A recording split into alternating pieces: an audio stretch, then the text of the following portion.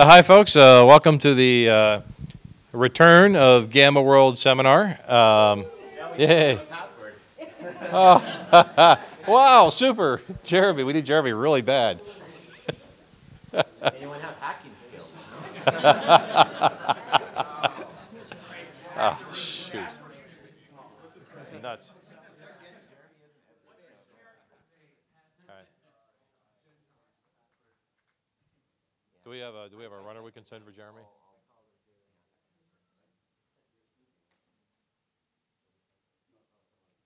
No. No. It's probably like his work password or something like that. Yeah. Oh, nuts. All right. Well, hopefully we'll be able to show you a little presentation here shortly. In the meantime, I'll go and get started. My name is Rich Baker. I'm a senior designer with Wizards of the Coast, and I'm the, along with my compatriot Bruce here, I'm one of the chief designers of the brand new 4th edition or Return to Gamma World. Now, we've actually kind of lost count of exactly how many editions of Gamma World there were before this. So, yes, so we kind of think of this as just 4th edition Gamma World. I'm going to go ahead and pass the mic around and give the other folks up here a chance to introduce themselves. And I'll go, I guess I'll start right here. So, Greg, say a word. My name's Greg Bilsland. I'm a D&D producer. I actually had very little to do with the actual design or editing or development of Gamma World, but I like it, and I've been playing it for the past couple of months. So I have wacky antics and stories to recount from various mutant encounters. Hi, I'm Bruce Cordell, and I play in Greg Bilsland's Gamma World game, and it's been quite a fun time. I'm really glad he picked that up so we could see the game in action. It's been great. Like Rich said, he and I spent some time working on this game, and oh, excellent. We really had a good time putting it together, and I'm excited to tell you guys about it today.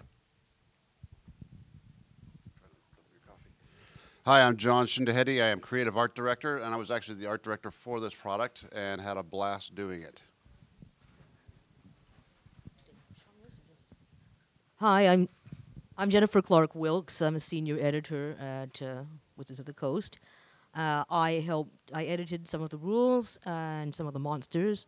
I also did run a little Gamma World thing because, of course, I needed to put frickin' lasers on my sharks, and this thing lets me do it. All right, do we actually have PowerPoint coming up? We do. Wow. Outstanding. All right, I'll try. We'll try and make sure we're speaking into the mic a little bit better. Is that? Okay, yeah, feel free. Somebody over there fetch it if you don't mind. All right, we're very sorry for the delay, by the way. This has been working great all weekend. Yay, Bob Salvatore. It's Bob's fault. Yeah. Yeah, be careful here, Greg. I'm not sure I want to touch it at this point. We might just get stuck with the Hey! Woo! Humanity can triumph over computers for a little longer. All right. So let's talk a little about Gamma World coming back. As I mentioned before, there have been a lot of editions of Gamma World before, but really it's been a few years for us now. The last one we published was the alternative version of Gamma World, and that's got to be going on 7 or 8 years now, minimum. All right, I'm nervous. Any minute, he's touching it.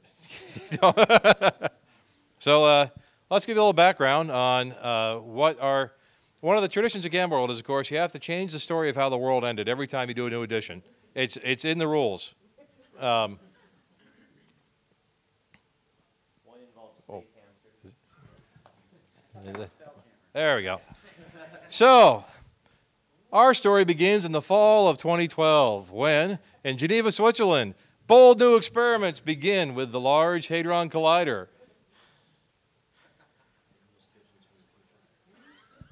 Of course, that soon leads to what we refer as the big mistake. For a very short time, all possible realities exist in the same spot. What happens is all those realities mean that all sorts of crazy things that might have happened or might not have happened all kind of happen all at once. So, as it turns out, oh, I don't know, the Chicago Cubs actually win a World Series since 1906. Right?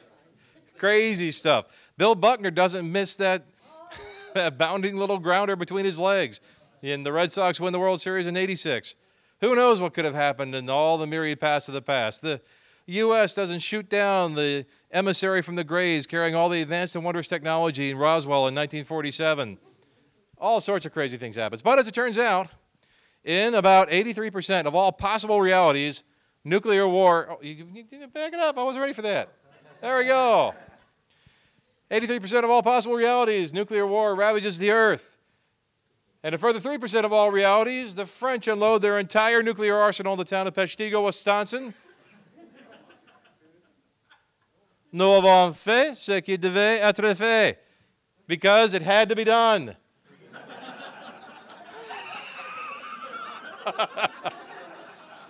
So, I like the entire French arsenal, right? Yeah, 1, 2, 3, 4. Yeah, right. Yeah, and they're still fishing. Hey, that's going to be a mess, huh? Yeah. So let's go and talk about what Terra Gamma looks like after all this mess.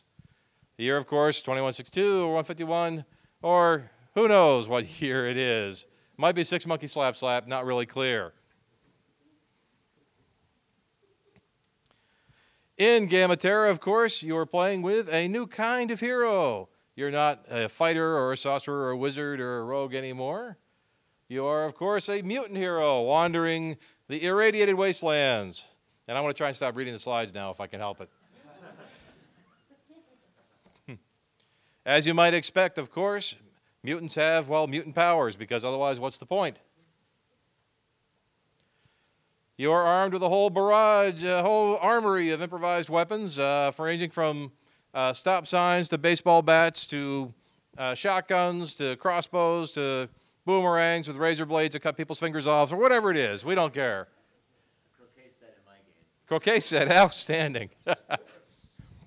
In addition, of course, because reality is somewhat unstable, and you might actually be a different version of you than you woke up as, which is kind of confusing, but people roll with it, you discover that you occasionally have mutations you didn't even know you had. We refer to these as the alpha mutations. They are, of course, unpredictable. You arm yourself, of course, with all sorts of ancient firearms and different things you can manage, and, of course, sometimes fusion rifles. Because that would rock. Obviously, to help you explore this brand new world, we're going to sell you a product. That is the D&D Gamma World role-playing game. This will be out in October.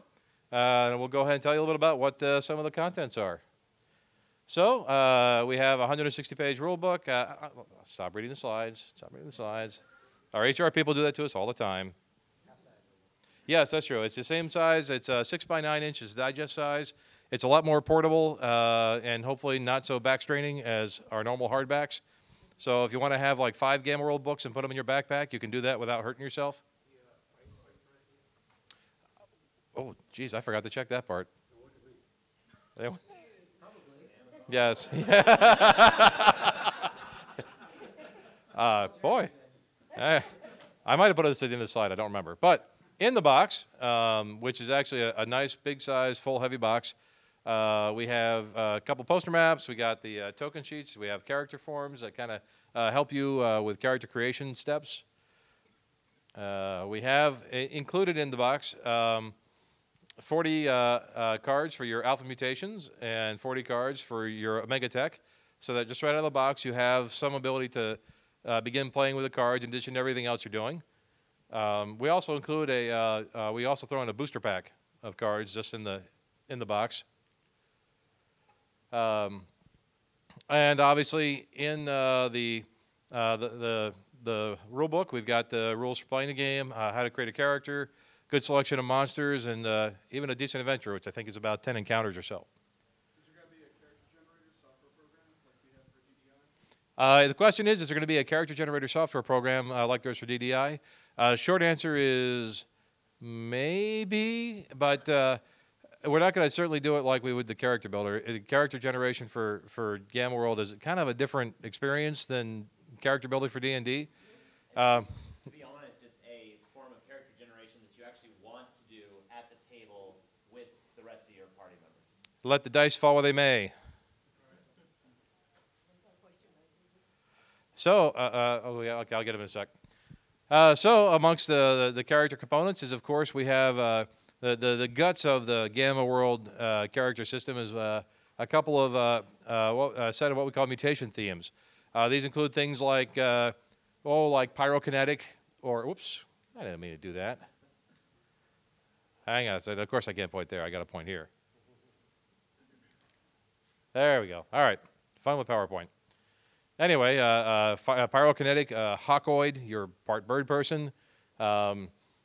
We have things like seismic and cockroach and like hyperkinetic and what's that? Yeti. Yeti. Oh yes, and you might be just part Yeti. Of course, you could actually pick these and mix and match as you like, and pick the two halves of your character, these two different themes.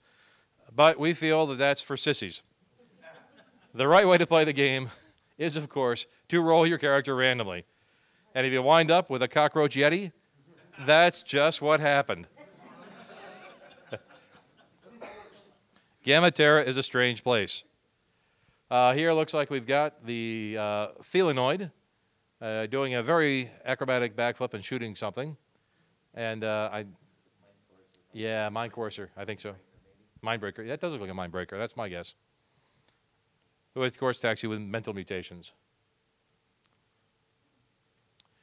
In that rule book, like I said, we have a good selection of classic Gamma World monsters. Here's a little bit of some of our art spreads for the critters. I love the scales at the bottom, so you can just see exactly how big that damn mosquito is.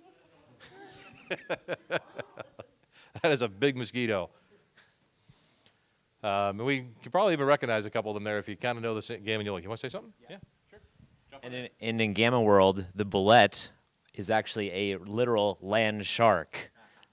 A shark that burrows up from beneath you. And, of course, we also added a couple of brand new ones, too, because we couldn't just give you the same ones you knew from way back in the day. We had to think of some new ones, because once you get started, you just can't stop.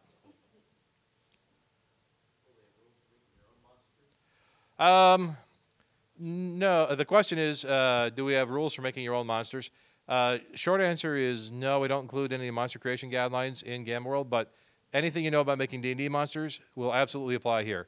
And I will take a moment actually now to throw out one thing, and that is Gamma World and Dungeons & Dragons 4th Edition are completely transparent to each other. They work absolutely on the same scale. They have the same attacks and defenses, same hit points. You don't have to learn new stats to play Gamma World, which is actually the first time, I think, in the game's entire history that you've been able to take a D&D monster and drop it into a Gamma World game just straight up.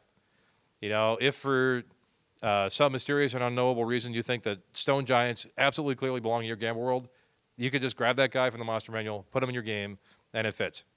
And then give him a fusion rifle. Because that would rock, yes. And Bruce and John point out, and then, of course, it also works the other way too, which is if you want to do something really strange, let your characters roll up Gamma World characters and then throw them in a D&D adventure. They won't be expecting that.